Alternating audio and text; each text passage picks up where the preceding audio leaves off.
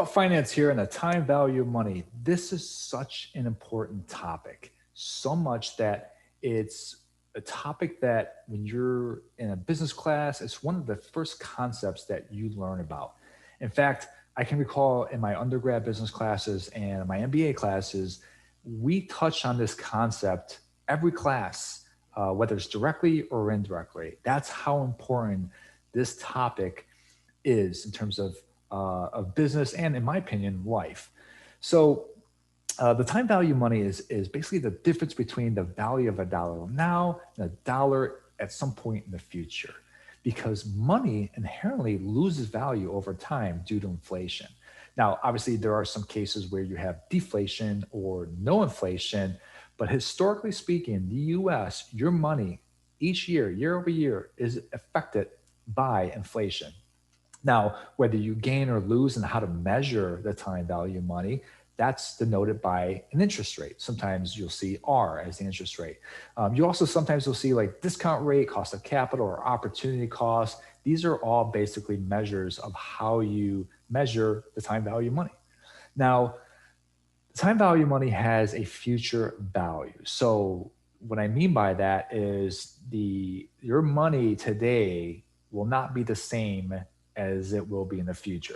Okay. Whether you have it in a vehicle, an investment vehicle, or you're not doing anything with it, it will either gain money or lose money.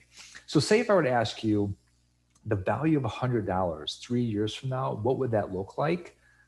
What would the answer be? Well, it's kind of a trick question, right? It depends on the interest rate. So if I were to ask you, what is $100 3 years from now at an interest rate of 8% compounded annually, what does that look like? Well, we can do that math. That's pretty simple. So it's $100. You compound it annually at 8%. You will, at your end result will be $125.97.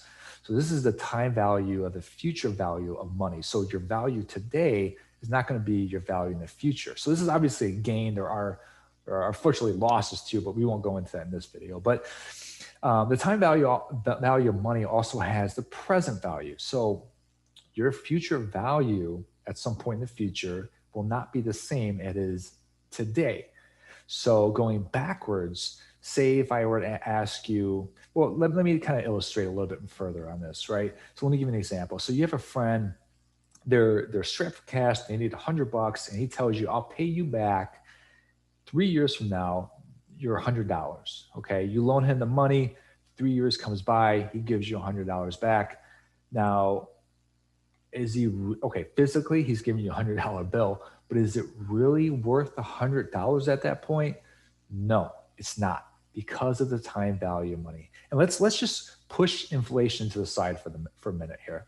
Now, just say you could have taken that $100 and you can have invested it into a vehicle like a savings account or a loan such as a bond or maybe even an investment, and it's going to yield you 6% annually, right? And you compound that. What would that look like? Well, we can go into what it looked like, but what would that look like in today's dollars if you decided not to do that? So your friend gives you $100 and you got to discount that back every year by 6%, because again, that time, that opportunity cost that you forgoed giving him $100 instead of taking the $100 and investing it, that money is actually worth about $16.04 less to 83.96 cents. Now, am I saying go out there and if your friend asks you for some money and you obviously you have enough money to give him, am I saying charge him interest or something like that, or your family member? No, I'm not saying that. I'm just trying to give you a way to start looking at money in terms of time, right? Not necessarily the value of it at that given moment, but the time and the correlation between time and money and the cash. So a couple of things I want you to take away from this video is, one, professionally, you can't move forward in the business world without understanding this concept. Whether you're valuing a company, a project, or cash inflow or outflow, or maybe you want to be a savvy or effective entrepreneur, you have to know this concept in order to understand your return.